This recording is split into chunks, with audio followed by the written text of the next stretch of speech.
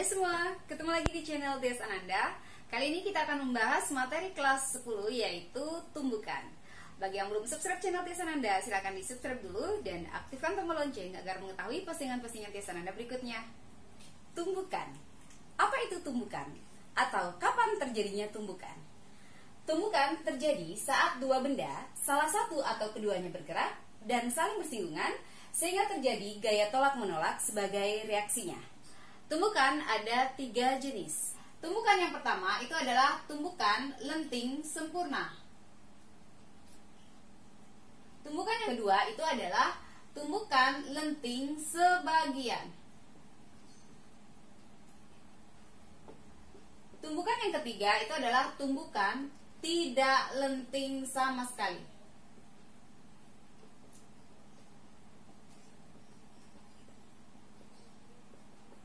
Kita bahas satu persatu. Yang pertama kita bahas tumbukan lenting sempurna. Yang bagaimana sih disebut tumbukan lenting sempurna? Misalkan ada dua buah bola. Bola itu lingkaran penuh ya. Bola itu dengan lingkaran penuh bergerak saling berlawanan arah. Nah, misalkan ini bola, tapi kalian bayangkan ini adalah bola yang lingkaran. Ini juga bola. Ini bergerak saling mendekati, kemudian terjadilah tumbukan. Apabila yang terjadi di sini tumbukan lenting sempurna, maka setelah tumbukan, bola ini tidak mengalami perubahan bentuk sama sekali. Itu yang namanya lenting sempurna. Ya, jadi misalnya dia ini lingkaran penuh saat bertumbukan, jadi lenting sempurna. Jadi saat dia setelah tumbukan, bentuknya tetap seperti yang tadi, tidak mengalami perubahan bentuk. Ya, itu namanya lenting sempurna. Kalau sudah tidak mengalami perubahan bentuk, berarti kecepatan sebelum dia bertumbukan pasti sama dengan kecepatan dia setelah tumbukan. Benar apa enggak? Benar ya? Apa artinya? Artinya pada tumbukan lenting sempurna berlaku ada dua hukum kekekalan, yaitu hukum kekekalan momentum dan hukum kekekalan energi kinetik. Nah, yang mana disebut hukum kekekalan momentum? Yang sudah kita bahas pada video sebelumnya. Mungkin kalian masih ingat. Jadi persamaannya itu adalah M1V1 ditambah M2V2 sama dengan M1V1 aksen plus M2V2 aksen. Itu ya. Jadi Ibu yakin ini kalian masih ingat. Nah, sekarang di sini ada hukum kekekalan energi kinetik. Apa artinya hukum kekekalan energi kinetik? Artinya energi kinetik sebelum tumbukan sama dengan setelah tumbukan. Kenapa bisa sama? Seperti yang kita ceritakan tadi. Sebelum tumbukan, kecepatannya sama dengan setelah tumbukan karena benda tidak mengalami perubahan bentuk. Oke? Sehingga dari sini kita bisa tulis bahwa energi kinetik sebelum tumbukan sama dengan energi kinetik setelah tumbukan. Setelahnya kita tulis aksen di atasnya.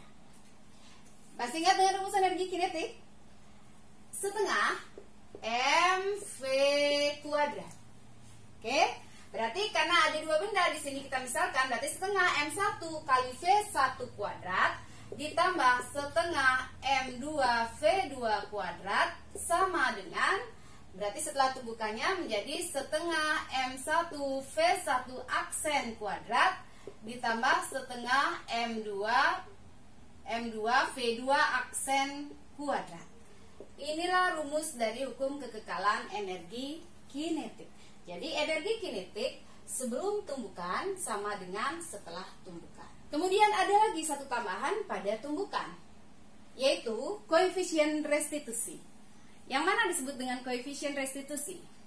Koefisien restitusi dilambangkan dengan E kecil. E kecil ini berlaku di seluruh tumbukan, bukan cuma tumbukan lenting sempurna. Di E kecil ini rumusnya berlaku untuk semua tumbukan. Bagaimana rumusnya? Min V1 aksen min V2 aksen per V1 min V2. Tolong rumus ini diingat. E ini adalah koefisien restitusi. Oke. Nah, sekarang berapa nilainya? Itu yang berbeda untuk setiap tumbukan. Karena di sini kita menceritakan ada tumbukan lenting sempurna. Untuk lenting sempurna, nilai E itu sama dengan 1. Oke. Untuk yang kedua yaitu tumbukan lenting sebagian. yang mana disebut tumbukan lenting sebagian. Jadi masih kita cerita tentang bola ya. Misalkan ini adalah bola dengan lingkaran yang sempurna, ini bola dengan lingkaran yang sempurna, bergerak berlawanan arah, kemudian bertumbukan. Nah, setelah tumbukan, karena tumbukannya sangat keras, setelah tumbukan, kedua bola atau salah satu bola ini mengalami perubahan bentuk, ya, mengalami penyok misalnya. Nah, kalau sudah bendanya penyok misalnya, apakah kecepatannya setelah tumbukan sama saat dia sebelum tumbukan? Jadi sebelum tumbukan, kemudian setelah tumbukan dia penyok, apakah dia bergerak dengan kecepatan yang sama? Tentu tidak. Dia pasti akan bergerak lebih lambat. Ya enggak? Benda yang sempurna bulatnya bergerak dengan benda yang penyok, itu pasti yang penyok itu akan bergeraknya enggak secepat tadi sebelum tumbukan. Ya. Sehingga dari sana tidak berlaku hukum kekekalan energi kinetik di sini. Jadi kecepatannya karena sebelum tumbukan dan setelah tumbukan tidak sama, berarti tidak berlaku hukum kekekalan energi kinetik pada tumbukan lenting sebagian. Yang berlaku di sini cuman hukum kekekalan momentum, yaitu M1V1 plus M2V2 sama dengan M1V1 aksen plus M2V2 aksen. E tetap berlaku pada tumbukan lenting sebagian.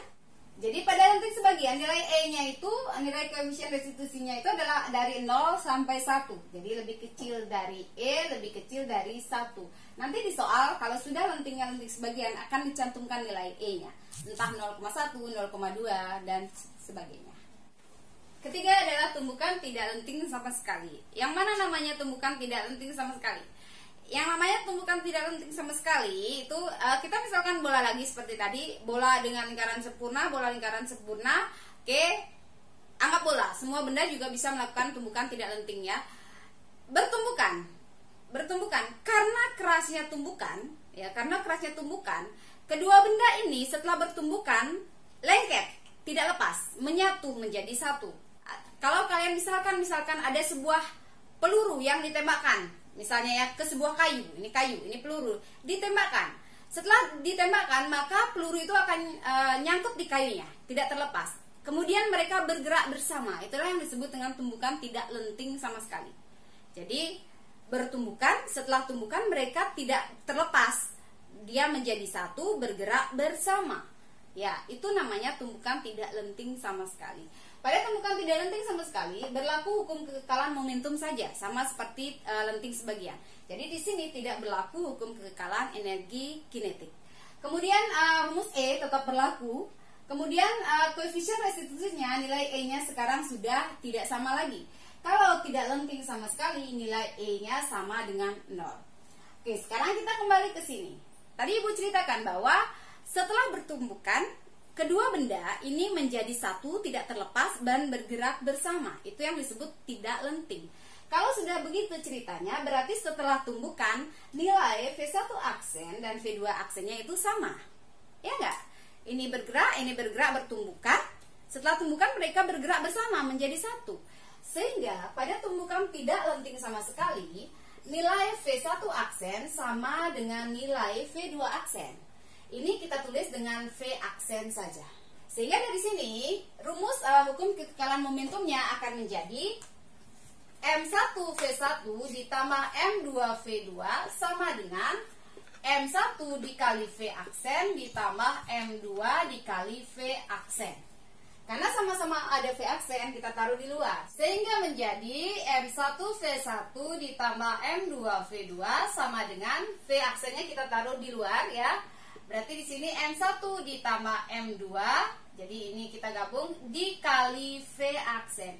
Ini rumus yang berlaku jika tumbukannya tidak lenting sama sekali. Jadi kalau kamu sudah melihat soal, setelah tumbukan kedua benda menjadi satu, berarti itu adalah sudah tumbukan tidak lenting sama sekali. Satu yang Ibu ingatkan lagi adalah, karena kecepatan itu adalah besaran vektor, ingat bahwa dia bergerak ke kiri, maka tandanya nanti adalah negatif. Dia bergerak ke kanan, tandanya nanti adalah positif, sesuai dengan koordinat kartesius ya. Jadi Ibu tulis di sini sebagai pengingat, kalau dia bergerak ke kanan maka kecepatan positif. Kalau benda bergerak ke kiri maka kecepatannya negatif. Walaupun di soal tetap ditulis V1 5 meter per sekon, tetapi saat kita lihat gambar dia bergerak ke kiri, dalam perhitungan berarti V1 kamu masukkan min 5 meter per sekon. Bisa dipahami ya? Materi tumbukan sering diaplikasikan misalnya saat bola dipantulkan. Jadi saat kita memantulkan bola ke lantai, maka bola itu akan memantul sampai bola itu berhenti. Nah, itu yang sering ditanyakan biasanya di soal. Biasanya ada yang menanyakan, berapakah tinggi pantulan ke berapanya? Misalnya, berapakah tinggi pantulan kedua? Berapakah tinggi pantulan kelima? Itu yang sering biasanya ada di soal. Maka rumus mana yang kita gunakan? Rumus yang digunakan adalah E sama dengan akar H1 per H, di mana H ini adalah tinggi awal atau tinggi mula-mula, satuan meter. H1 itu adalah tinggi pantulan pertama. Dan E itu adalah koefisien restitusi. Tetapi kalau yang ditanya bukan tinggi pantulan pertama, atau mungkin yang ditanya adalah tinggi pantulan ketiga atau keempat dan seterusnya, maka rumus ini bisa kita lanjutkan seperti ini. Berarti di sini sama dengan akar H2 per H1. H2 itu adalah tinggi pantulan kedua. Kalau mau dilanjutkan lagi berarti sama dengan akar H3 per H2. H3 itu adalah tinggi pantulan ketiga berarti. Kalau mau dilanjutkan berarti di sini H4 per H3 dan seterusnya. Tergantung kebutuhan soal. Sebagai contoh soal, dua buah benda masing-masing bermassa 1 kg dan 2 kg bergerak berlawanan arah seperti gambar dengan kecepatan 5 meter per sekon dan 3 meter per sekon. Hitunglah kecepatan masing-masing benda setelah tumbukan jika tumbukan yang terjadi adalah tumbukan lenting sempurna. Oke, dari sana kita tulis diketahui. Benda bermassa M1 itu adalah 1 kg, kemudian M2 sama dengan 2 kg. Benda 1 bergerak dengan kecepatan 5 meter per sekon. Berarti V1 sama dengan 5 meter per sekon. Kemudian benda 2 bergerak dengan kecepatan 3 meter per sekon. Nah, tapi kita lihat sekarang, benda 2 bergerak ke kiri. Berarti kecepatannya ingat bernilai negatif. Berarti min 3 meter per sekon. Hitunglah kecepatan masing-masing benda setelah tumbukan jika tumbukan yang terjadi adalah lenting sempurna. Berarti kalau sudah lenting sempurna, kita tahu cluenya bahwa koefisien restitusinya adalah sama dengan 1. Yang ditanya itu adalah V1 aksen dan V2 aksen. Nah, karena yang ditanya adalah V1 aksen dan V2 aksen, berarti ini kita harus memadukan dua buah persamaan. Oke, kita jawab dulu ya. Kita mulai dulu dari persamaan hukum kekekalan momentum. M1V1 ditambah M2V2 sama dengan M1V1 aksen plus M2V2 aksen. M1 1 dikali V1-nya 5, ditambah M2-nya itu adalah 2, V2-nya adalah min 3, sama dengan 1 dikali V1 aksen ditambah 2 dikali V2 aksen. 5 dikurangi 6 sama dengan V1 aksen ditambah 2V2 aksen. 5 dikurangi 6 adalah min 1, sama dengan V1 aksen ditambah 2V2 aksen. Oke, kita boleh membuat persamaannya menjadi V1 aksen sama dengan atau V2 aksen sama dengan, terserah kalian. Oke, Ibu di sini mau menjadikan dia V1 aksen sama dengan. Berarti 2V2 aksen Ibu pindah bergabung dengan min 1. Sehingga di sini akan menjadi min 1, ini semula plus, dibawa ke kiri menjadi min 2V2 aksen. Oke, sampai di sini belum bisa kita teruskan. Ini kita anggap dulu adalah persamaan pertama. Oke, sebagai persamaan kedua, kita bisa bergerak dari hukum kekekalan energi kinetik atau juga dari rumus koefisien restitusi. Jadi Ibu akan memulai dari persamaan E. E sama dengan min V1 aksen min V2 aksen per V1 min V2. Oke, Ibu mencari persamaan keduanya dari sini. E-nya itu adalah 1 min V1 aksen min V2 aksen per V1-nya adalah 5, V2-nya adalah min 3. 1 sama dengan min V1 aksen min V2 aksen per min dikali min adalah plus. Berarti 5 ditambah 3 adalah 8. Ini dibawa ke kiri. Berarti 1 kali 8 adalah 8. Ini dikalikan ke dalam. Berarti min V1 aksen plus V2 aksen. Ini adalah persamaan kedua. Dari persamaan 1 dan 2, sekarang kita substitusi, kita gabung. Oke, kita bergerak dari persamaan kedua dulu. Min V1 aksen plus V2 aksen sama dengan 8. Kan seperti itu ya. Kalau persamaan 1 sudah kita dapatkan bahwa V1 aksennya itu adalah min 1, min 2, V2 aksen. Berarti di sini V1 aksennya kita ganti dengan persamaan 1. Ya. Berarti min dikali min 1, min 2, V2 aksen ditambah V2 aksen sama dengan 8. Hati-hati sekali dengan tanda plus minus di sini. Oke, setelah itu kita ini kalikan ke dalam. Min dikali min 1 itu adalah plus 1. Min dikali min 2 V2 aksen itu adalah plus 2 V2 aksen. Ditambah V2 aksen sama dengan 8. Setelah itu, 1, karena di sini ada komponen V2 aksen berarti boleh kita jumlahkan. 2 V2 aksen ditambah V2 aksen itu adalah 3 V2 aksen sama dengan 8. Berarti 3 V2 aksen sama dengan 8. 1 kita bawa ke kanan, min 1. 3 V2 aksen sama dengan 7. Berarti V2 aksen sama dengan 7 per 3. Atau kalau kita buat desimal, V2 aksen adalah 2,33 meter per sekon. Setelah ketemu V2 aksen, berarti V1 aksen sudah bisa kita cari. Kita masukkan ke persamaan 1. Oke, Ibu berjalan dari sini ya. V1 aksen berarti sama dengan min 1 dikurangi 2 dikali V2 aksennya tadi ketemu 2,33. Nah, Ibu lanjut di sini ya. V1 aksen sama dengan min 1 dikurangi kali 2,33 itu adalah 4,66. V1 aksen sama dengan min 1 min 4,66 itu adalah min 5,66. Itu min ya, meter per sekon. Berarti setelah temukan benda 1 bergerak ke kiri. Karena di sini kita mendapatkan hasil min 5,66. Kita soal nomor 2. Dua buah benda A dan B bergerak saling berlawanan arah dengan kecepatan 50 meter per sekon dan 60 meter per sekon. Ibu langsung tulis, diketahui berarti VA itu adalah 50 meter per sekon. Kemudian diketahui juga VB itu adalah 60 meter per sekon. B katanya bergerak ke kiri, berarti VB-nya itu negatif. Kemudian jika massa A 2 kg dan B 3 kg, berarti diketahui MA-nya 2 kg, MB-nya 3 kg, dan kedua benda saling bertumbukan lentik sebagian dengan koefisien restitusi 0,2, berarti diketahui E-nya 0,2. Hitunglah kecepatan benda A setelah tumbukan jika diketahui VB aksen 20 meter per sekon. Nah, di sini diketahui VB aksennya 20 meter per sekon.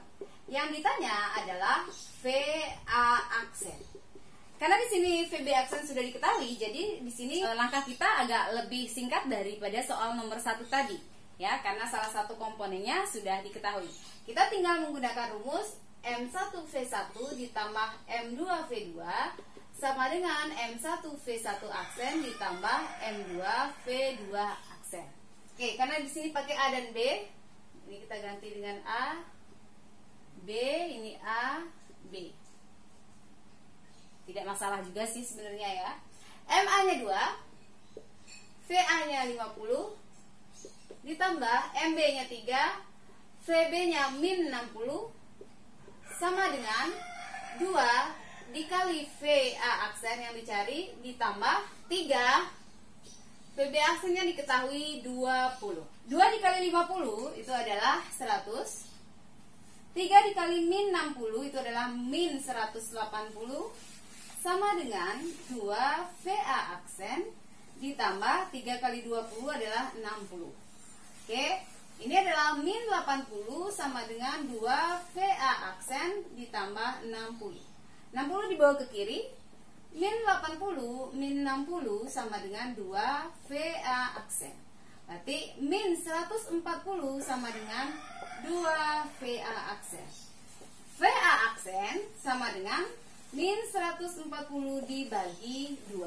Sehingga mendapatkanlah VA aksen sama dengan min 70 meter per sekon.